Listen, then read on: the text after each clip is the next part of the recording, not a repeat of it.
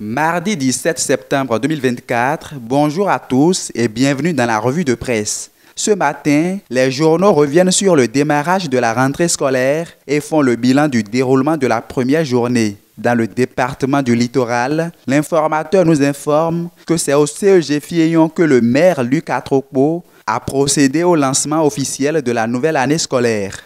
L'édile de Cotonou était accompagné pour la circonstance du préfet Alain Orunla et de la directrice départementale de l'enseignement secondaire. Fraternité, de son côté, a noté la reprise de l'année scolaire sous de bons auspices.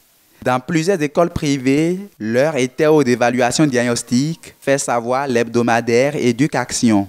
La rentrée a démarré hier lundi, de même que les cantines scolaires. Les écoliers ont mangé à midi le premier jour de la rentrée et le Chasseur Info nous apprend que le Programme alimentaire mondial s'est déplacé à Toviklen pour constater le premier repas servi aux écoliers. Selon ce journal, plus de 12 000 tonnes de vivres sont déjà mobilisées pour nourrir les écoliers.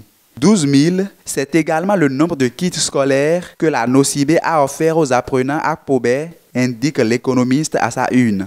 En économie, le quotidien L'Économiste nous informe que la gouvernance économique du Bénin affiche une dette sous contrôle, mais avec des défis persistants.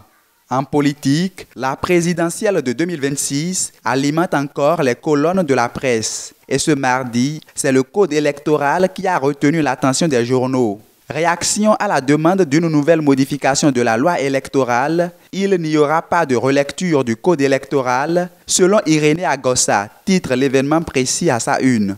Sauvetage difficile du code électoral, les soldats de talon pour imposer la relecture affichent en manchette Matin Libre avec la photo du président béninois.